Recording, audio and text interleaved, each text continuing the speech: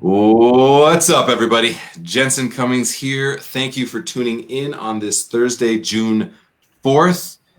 Excited because we've been talking a little bit more about the business model of restaurants as we start thinking about reopening restaurants and how we go and move into what happens next in the industry. So I'm very excited to have Kayvan Khalatbari on the show with Sexy Pizza and so many other businesses. You are a serial entrepreneur, my friend. Thank you for being on the show. Yeah, thank you, Jensen. Appreciate you having me on. Yes, so we're going to get to Sexy Pizza and just set the table for people. Employee-owned restaurants, multi-unit, very unheard of. And so I want to get to that. I think that's the meat of what is interesting for our audience. But I want to start with the origin story a little bit because you, again, serial entrepreneur. Your bio has 37 different things on it, from your founding partner, investor, shareholder, to on boards. So you're an active guy, but take us all the way back. Young Kayvan, what kind of brought you forward, got this hustle in you, and how did you end up in the hospitality industry specifically?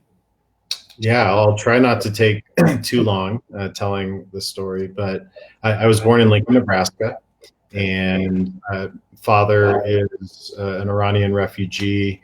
Mom was born in Nebraska. But when my dad moved over, he had some assimilation issues and got in with people he probably couldn't have, and eventually got an addiction to gambling. And through that addiction, lost a lot of money and ended up putting us in bankruptcy twice. We lost our house. It was not a great outcome for us, and my parents ended up getting divorced when I was 10. So seeing all of that financial strife, seeing what it did to my family, seeing what it did to, from my perspective, my brother's perspective as kids growing up in a household like this, I made a resolution to myself when I was 16. That's when I started living on my own. My mom got remarried and moved to Montana. That I was never going to let money get in the way of having a happy and healthy family. And it was pretty much from that I started being an entrepreneur. I started a business on eBay during their first year, selling fake Rolexes, Tag Heuers, Oakleys, a whole bunch of stuff that I sold them as fake. I wasn't trying to rip anybody off. Ended up getting some cease and desist letters and stopped that.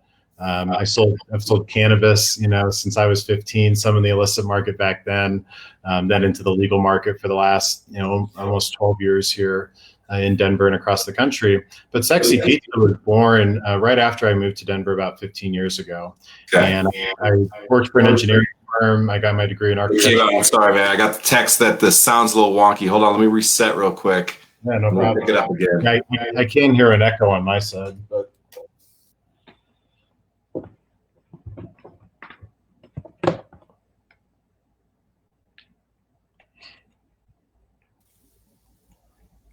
So your origin story, I really like, because right away I'm like, man, the same thing. I was out of the house at 16. I was selling weed. I was hustling. I was like anything that I could do always to kind of like make money. So I think there's like that hustler mentality, or, Anthony Bourdain calls us pirates on the pirate ship type mentality. It's like a little bit of like, you just don't want to go the normal path. And for you, it was very much born out of necessity, which I think is an important distinction. So I think a lot of people will hear their story in some of that story as well, which I think is good. And what I like is you turned it into a positive, including, cannabis. We both were on the illicit market. I like the way that you put that. That sounds very diplomatic of what we did as kids. But now it's a big major business, multiple of your businesses. I just want you to touch on that real quick, and then we'll get into the Sexy Pizza. But you have multiple businesses across, you're almost trying to be vertically integrated in cannabis. So talk about those companies just super quick to kind of let people know. Yeah, sure. 1 year after starting Sexy Pizza, I started Denver Relief. And Denver Relief was one of the first cannabis dispensaries, grows, and manufacturing businesses in Colorado. And, we sold that to Willie Nelson in 2016. Yeah. We operated in a far different way than a lot of folks in community first, patient first, things like that. But because we had this expertise operating early on in the industry, we took that on the road and started a consulting firm, Denver Relief Consulting, where I've supported the merit-based application processes in 15 different states, Canada, Washington, D.C., Puerto Rico, and through those won a bunch of those licenses.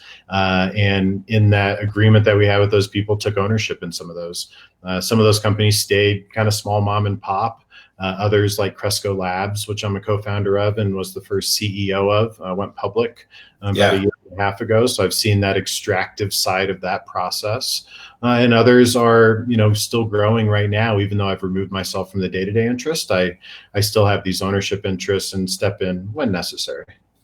Yeah. So the reason I'm asking this, and actually I just want to maybe not even dig into it, but I want to make sure people know that you also ran for mayor, and I read some of kind of your positions and stances, and psilocybin was one of the things you said that was important to you to like bring that bill forward. The reason that I'm telling people this is I want to get to the sexy pizza and I want to get to the hospitality side.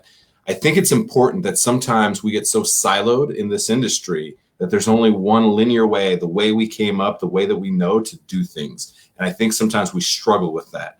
And so some of your perspectives come because you have perspective potentially. And that's what I want people to understand. So the entrepreneurial, the mindset that you have, cannabis, running for mayor, and politics, and being an activist and an advocate, all of these things informed you as a person, as an operator, to then bring that to sexy pizza. That's what I want people to kind of understand as quickly as possible so that we can get to sexy pizza. So sexy pizza, right after you came to Denver, you started that. Did it start day one, employee owned? Take us kind of through the timeline and the process a little bit. Yeah, so shortly after I moved to Denver, I got involved with an organization called Safer Alternative for Enjoyable Recreation. And its goal was to decriminalize cannabis in Denver. And we successfully did that in 2005. I volunteered for that org. We did a state initiative the next year, a ballot initiative that failed. And then arrests went up in Denver for cannabis because we had John Hickenlooper, who's a beer baron and hated cannabis and felt it was a threat to his industry. So arrests went up in Denver after we decriminalized. So we decided to do another ballot initiative, making it a lowest law enforcement priority, which passed. Once we hit that point, we kind of felt that we hit the apex, I guess, of what we could do at the time with regard to drug policy reform regarding cannabis. And the two people that I worked with most in that organization were from Huntington, Long Island in New York. And they always had this desire to open a pizzeria and to name it Sexy Pizza, purely because it made people curious about what the heck Sexy Pizza is. And we decided to buy an existing pizzeria in Capitol Hill. I exhausted all of my savings, emptied my retirement accounts out to buy it, maxed out credit with institutions and family. We had never made a pizza, never run a business, and decided to jump into it. I ended up getting 3 payments behind on my house, about lost it to the bank, and ended up moving into a tent in the backyard of that house while I rented it out, in my truck on a floor, just to persist during that first year. Wanted to quit so many times, but thankfully we didn't, because a couple of years later, we opened our second location in Park Hill. About 5 years ago, we opened our third in Jefferson Park, and now we have our fourth opening up in Park Hill in just a couple of weeks, with fifth and sixth on the horizon as well. But I always like to make it clear that, we couldn't, even though we offer free health and dental to employees, even though we have this 4% retirement plan match and PTO offers to all employees, and profit sharing with GMs and AGMs on benchmarks around food costs and labor costs. And even though we're doing this employee ownership plan, we couldn't do that day one. We couldn't do that with one store. We couldn't even really do it with 2 stores. I think it was when the second store really became successful and black consistently, that we could start to even say, we're going to pay for 50% of that healthcare. And then we started to just add benefits as we were financially able to as a company. But it's a stretch, and I get why we have so much contention around, one unit businesses, whether they're restaurants or retail, struggling with, supporting a higher minimum wage or supporting paid family medical leave or paid sick leave, things like that. It's very difficult when you're one operation, and that's a bigger systems issue. But I always want people to know that the only reason Sexy Pizza was able to do this is one, because of our following and what we've built, I think, this goodwill around our name and how we operate in the community. But it's that economy of scale that ultimately allowed us to offer these things. So very interesting. When you were talking about this, I'm like, all right, this guy, is a savvy operator clearly, and you got into industries that have much better margins than restaurants, things like that. I was like, all right, it makes sense. And the guy's going to come at it with not being undercapitalized, tons of runway, all the things we don't do. Yet you did everything that all of us have done when we've opened restaurants. We basically put ourselves in a position where we're like struggling just kind of to survive. Do you think that was important for you to like go through that turmoil, to have so much respect for a restaurant? 1,000,000%. Whether it's the financial issues that my family struggled with when I was younger, whether it was my own bouts with homelessness, whether it was just, I guess, empathetically feeling the pain of other people, dealing in the drug reform policy space, dealing in homelessness, dealing in racial issues over the last 15 years here in Denver.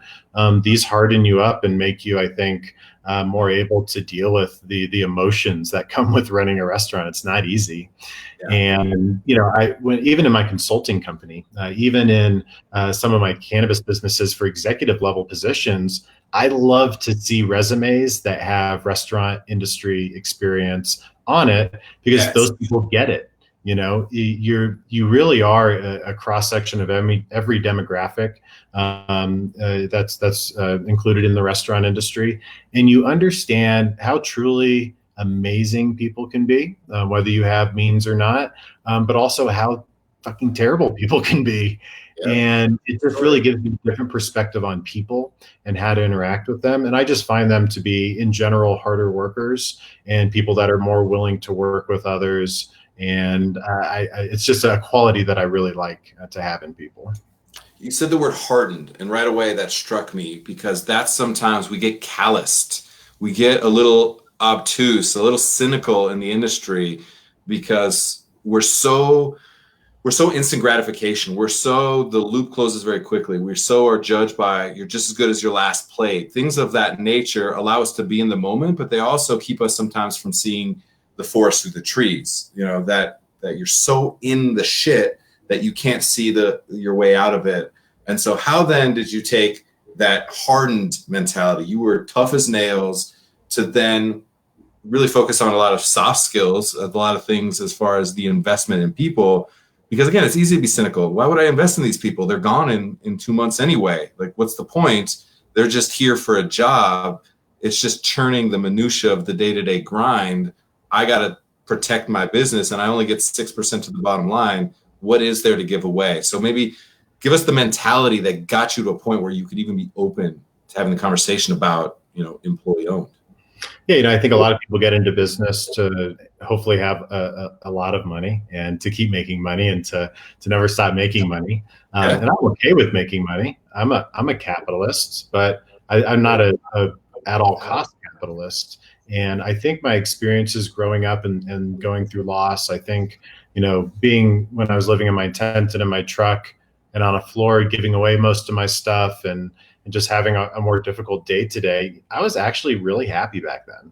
Yeah. And you get this perspective of being okay with having less and not needing the new thing all the time, and not feeling that you need to spend money to feel good. I learned that lesson really early, and I think that's helped me reinvest in my business and not feel that I need to extract it to a point that I'm doing that business a disservice. I don't think we took money out of Sexy Pizza the first 7 or 8 years that we operated it.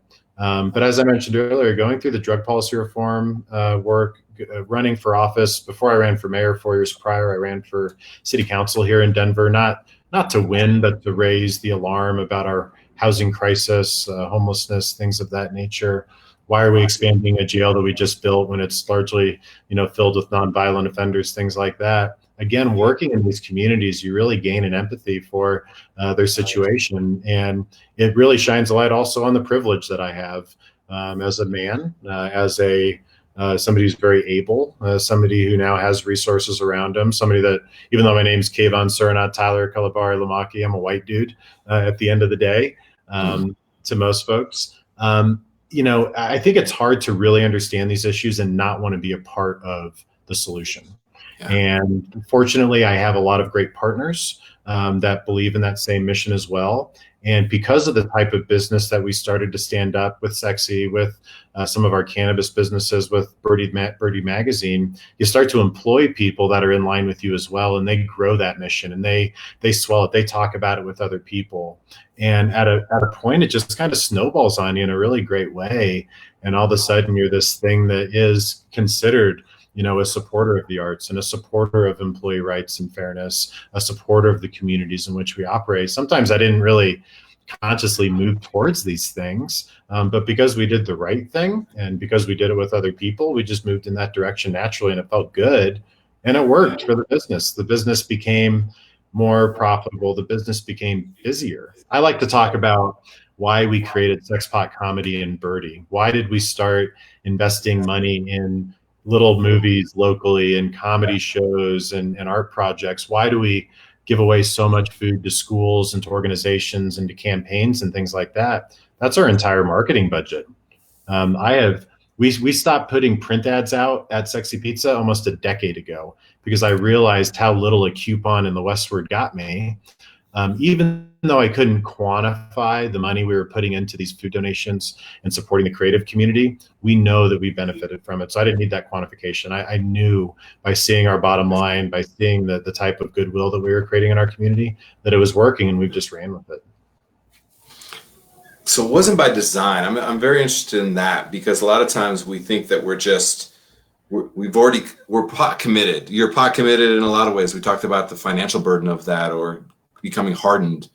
Yet for you, you said, we're going to continue moving towards people, whatever that means, however that means. And then at some point it manifested into what you have now, but it was definitely the journey. So I want people to really understand that, like, whatever your model is now, there is still an opportunity to continue to evolve it. If you're investing in your people and your business, not for getting through next week, because I know a lot of people struggle to just get through next week. I get it.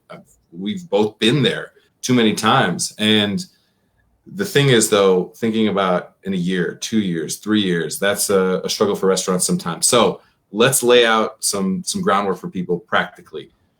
When they hear employee owned, like, what the hell does that mean actually? What does that mean? Who's a part of that? How is that organized? Give us some of the nuts and bolts there.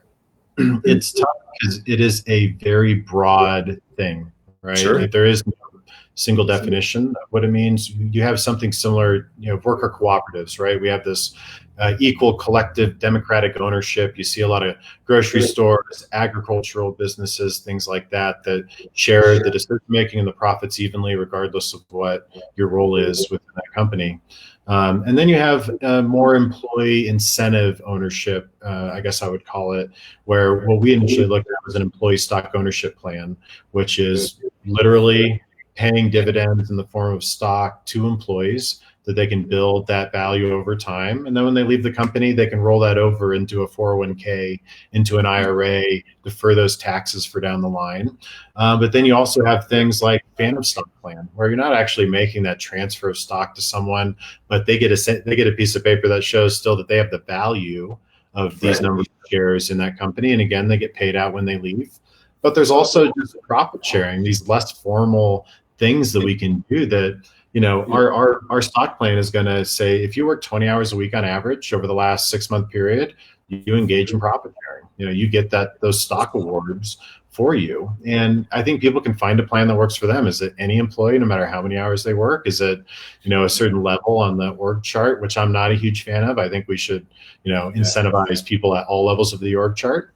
And I think there's, how much are you paying? Are you just shearing off dividends? Are you creating performance incentives around the cost of goods sold that I talked about? There's a lot of ways to skin that cat, and there's a lot of differences in how much they cost as well. If you're doing just a profit sharing plan, that's relatively inexpensive to implement and to have and maintain going forward. But an ESOP is not an inexpensive plan to set up. We're talking $30,000 to $50,000, and when you're talking of a single store entity, That's not very feasible for you to look at. That's where I'm hoping we can start to see federal, state, local governments step in and start to make it a lot easier and a lot less costly for places to implement these plans, because once we get them implemented, the maintenance cost is actually very reasonable.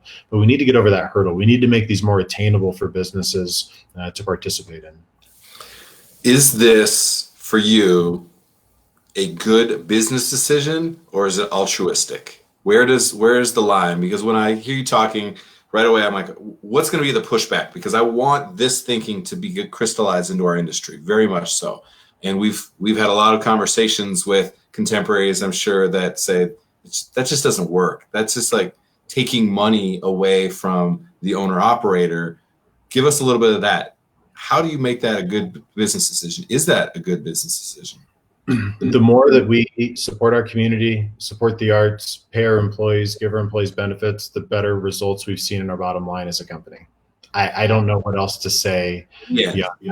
And it takes a bit of faith. It takes some expenses on the front end to do that. But if you can stick with it, we've seen, better retention.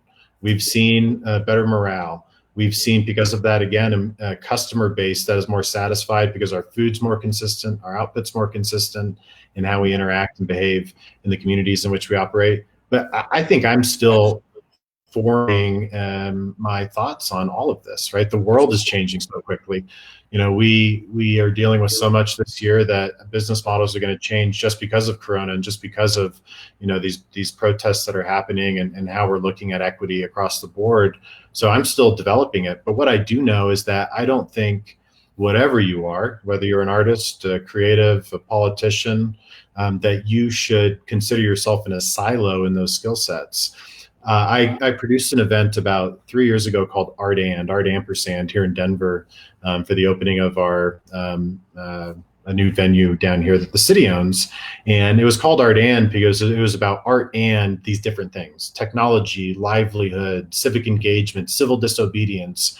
How can we make artists feel like entrepreneurs and also show them that they can be politically active in a way that makes sense for them and their skill sets and their voices? And that business owners should understand the value of investing in the creative space and in their communities and being civically engaged, except when your business is threatened.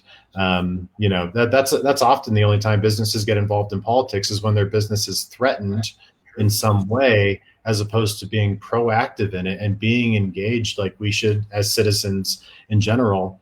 And then also showing the value to elected officials, to people in the various departments that run our cities and states, that there is a huge value in listening and supporting small businesses and supporting creatives. And I think the more that we can not really define ourselves as an entrepreneur or an artist or whatever, the better off we're going to be. And we should play in all these fields. You'd be surprised how big your network grows, your influence, and your ability to get things done just by losing some of those stigmas about, oh, I'm an artist, I want to be a starving artist. Why? Why not use that voice to make change that you want to see in the world and to make money, to make your life easier? These should be all things that we should aspire to. Yeah, there's so much more nuance. Too often we're trying to say we're this or we're that. And I think the second you try to categorize it to that degree, it means whoever's not in that box is wrong, which then disallows the opportunity for evolution and gleaning some good from, pick and choose these different things. I think that's a great way to approach it. One last little thread, and then we'll wrap up. You said the word retention, very important words that this audience is starting to hear more of. We've been working on the Paragon pillars, our goal of finding a way for 20% net profit for single units and 75% employee retention satisfaction. These ideas that are so abstract to restaurant people because you're thinking 7 to 8%, and when turnover is 73% on average, how do you flip those completely on their head? Retention, so important. I think the investment in the human capital always pays off. I don't say always, can have a huge upside potential to pay off on the profit side of the business. Give us some retention. Who are the people that have been there for years? What do your retention numbers look like? How are you evaluating that within your business, within Sexy Pizza? Numbers, I don't know that I have clear numbers that I could say now. And I think it's a little tough for us compared to some, because we do employ a lot of 18 to 22-year-olds that are, transitioning in life or, moving different places and all that. So I think we have some retention that we're just never going to get rid of because of that. But what I do know is we send out a monthly employee newsletter that has the anniversaries at the bottom. And I can tell you, I see more and more 1, 2, 3 year anniversaries than I'm used to seeing. And when I look at us growing as a company, we had an employee, Kyle Peters, who's now one of my partners, who stayed on. He's managed kitchens all his life, who was an employee, and then now he's an equal owner in the company and our operations manager. He brought a good buddy of ours from Nebraska, Bill Bunting. He's now been with us for over a decade in the restaurant space. Chris Heberlein started as a line cook with us, and now he's our area manager and making a very good life for himself. Just bought a house, bought a new car, things like that.